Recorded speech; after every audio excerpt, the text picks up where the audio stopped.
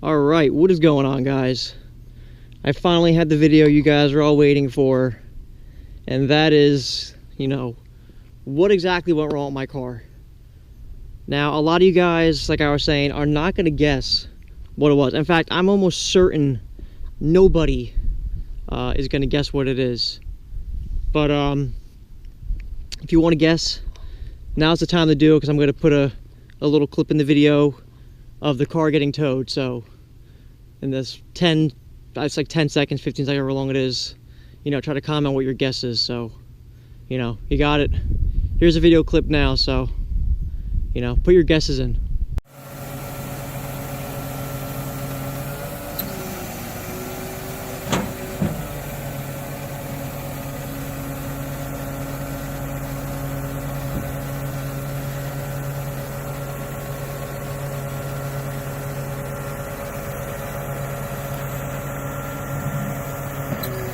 So what it ended up being is, well, let's start off what they thought it was. I'm not going to exactly give you the repair yet. Let's start off with what they thought it was.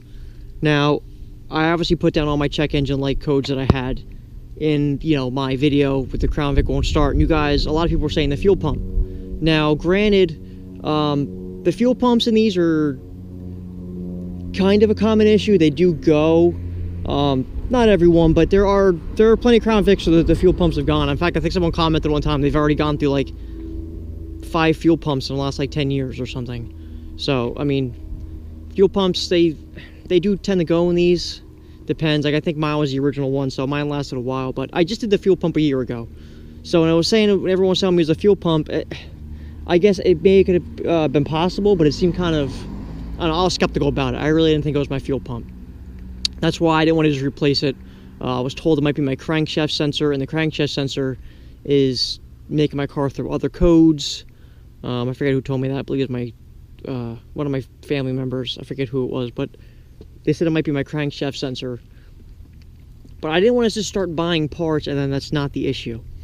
So, what I ended up doing is I ended up just bringing it to a shop. I wanted them to look at it, diagnose it to tell me what it is. So I bring it to the shop. I get a phone call next day, and they say, "Hey, it's your fuel pump control module." That's what they told me it was. Now, I don't know where it is. From what they were explaining to me, the fuel pump control module is somewhere back in here. I think that's it right there, actually. I believe that's the fuel pump control module right there. So that was the part they were telling me that I needed. I was like, okay, whatever. And of course, like a lot of things on this car, it's a special order part through Ford. It's the only way you can get it. And that part alone was $300. So I'm like, okay, whatever. It's not the end of the world, I guess. It's, $300. The part's kind of expensive, but, hopefully that'll fix my car. I'll be running, driving great, beautiful. They've replaced the module, and I didn't get a phone call. They told me, yeah, we'll have it done. We're bringing it now. We'll probably have it done, later today. I'm like, okay, whatever. It's fine. Cool. It's like 3 o'clock. Actually, no, it was like 4 o'clock, actually. They closed at 5. I still got no phone call, no nothing. So I'm like, okay, this is kind of weird. I don't know what's going on here. Let me call them, figure it out. I call them. They go, we got some bad news. We replaced it. It's still doing the same thing. We don't know what's going on with it.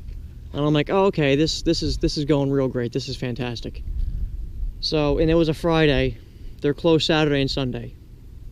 So like, we come in Monday, we'll start looking at it again. Hopefully we can figure out what it is. But I was getting to a point where I was thinking I was gonna have to bring it to Ford for them to look at it, because it was like some weird issue here, which we'll get into in a minute. But I call them. Well, actually, they called me early in the morning and said, "Hey, can you come in? Do you have your original key?" Because I have 2 keys. I have the original key, and then I have a spare key that I have. I just gave them the spare key. And they said, "Hey, is there any way you can come in and give us the original key?" Because they thought it may have had a chip in it. And I told them, I was like, "I don't think my key has a chip in it." And they're like, "Yeah." They're like, some cars, even though it looks like a regular key, they have a chip. So I'm like, okay, I'll bring the chip over to them. They tried scanning it, wouldn't scan. So I don't believe my key actually does have a chip, but So they're doing that, still can't get it to start. They're still trying to figure it out. They're tracing wires and doing all that. I get a phone call later that day. What time? I probably got a phone call around 4 o'clock. Actually, right before they're about to close, I got a phone call. Hey, your car's all done. We fixed it. I was like, wow, great. I'm like, that's perfect. What did it end up being? What it ended up being is frayed wires that are somewhere. I can't find them. I really wanted to show you guys, but for the life of me, I can't find them. But they're somewhere back in this, I believe, in the frame somewhere. I looked, I can't find any wires anywhere, so I don't know if they ended up moving them. But on the right front side here, by the fender, what was happening was whoever installed the wiring harness in this car, or someone was messing with it. It's either it was installed wrong from the factory, or someone had messed with it previously before I owned it. You have, you know, obviously all the wires. There's supposed to be a shield that lays on the bottom that the wires lay on to protect it from the frame. What had happened was the shield was facing up. So after all these years of driving and hitting bumps and the wind blowing it, you know, whatever, you know, they were rubbing on my frame, which eventually caused them to get fray. You know, they were like shorted out, like the wrap around the wire was just gone, and they were shorting out. So that's why I was getting all these different codes, because the one code, the one wire was for the fuel pump control module, which is why they thought it was that. And then the other wire had to do with my EGR control, and something else, which is why I was getting the other codes for, you know, the cylinder misfire and whatever else I had. I don't remember. It was like EGR, fuel pump out of range, which I believe is for the module, then the other two, whatever they were. So that's what it ended up being. So what they did is they took, they just put 2 new wires in, and they didn't really do too much. They covered them up to make sure they were good. They said they took like a coolant hose.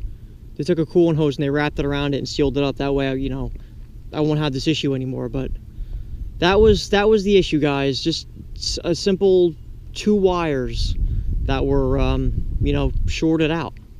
I don't want to say shorted out because they weren't shorted out, but they were just, you know, they were all ripped up from laying on my frame. Now, like I said, I really wish I could show you guys the actual repair. If you could see, I got my wheel all turned here. I came out this morning, and I was trying to find it that way, and I do the video, you know, I can show you what it was, but for the life of me, I can't seem to find it. But they did tell me it was on this side, so, you know, I can't show you guys, unfortunately. Sorry about that, but nothing I can do. And FYI, if you're ever towing your car, when they towed it, they hooked it up to right here. It was either this one or this one. I think this one. They hooked it up here, then they hooked it up on the other side. So if you're ever getting your car towed, hook it up right there, because that's where they towed mine. You can't really see it on this side, but they, right in the frame here, that's where they hooked it up. That's where they put the thing. So I was always curious to know where they tow these from. I know there's been a couple times I got pulled off from my control arm, but you know, if you actually have like AAA or whatever, which is what I used, they actually hook it up right there in the frame. They have a little thing that, like, it hooks into place and it locks in. So, but that was it, guys. That was my repair. It's not really the car's fault, quite honestly. It's really nobody's fault, besides who was ever messing with it. It wasn't really my fault. That's nothing that I did that caused that. It's not really the car's fault. It's not like the car, something broke on it. It's, you know, a piece of junk or anything. It's not really the car's fault. I could say maybe it's Ford's fault. I don't know if, like I said, if it was them that did it from the factory. It's not really the shop's fault that they charged me for the wrong part. I mean, they cut me a break. What they did is, because this was non-returnable for the fuel pump control module. So what they did is they just kind of, they cut me a break on, they didn't really charge me for fixing the wires. They still kind of just charged me for that job. So that was nice of them. Because if they were going to charge me for that and that, I was going to be like, yo, listen, like, I'm not paying for the fuel pump control module. So I ended up getting some money taken off my bill anyway. So that was pretty good. But, I mean, that's pretty much it, guys. I've been driving it. I picked it up on Monday, and I've been driving it for the last few days. Today's Friday. I've been driving every day, and so far I've had no issues. It seems to be running, driving fine. No noises, no nothing weird. Everything's back to normal. So she's definitely back in action, that's for sure. In case you guys are wondering too, the grand total came out. Sorry, I might have like hiccups here. Grand total came out to, what was it? $454. Came out to like $420, but then with tax came out to like $454. So kind of expensive, I guess. I'm glad that I brought it somewhere, because if I were just okay, let me do the fuel pump, let me do the crankshaft sensor, I would have just been throwing money at it and never would have fixed the issue. I never in my life ever would have found that problem. So I'm glad I ended up just spending the $400, $450, and have someone fix it and diagnose it, than me spend $200 or $300 and I can't figure it out, and then it ends up going to them anyway, and then I have to pay another $400. So it ended up working out, me just sending it out to have them get looked, to have the car get looked at. There are times you can do things on your own, but then there's times where you should really just bring it somewhere.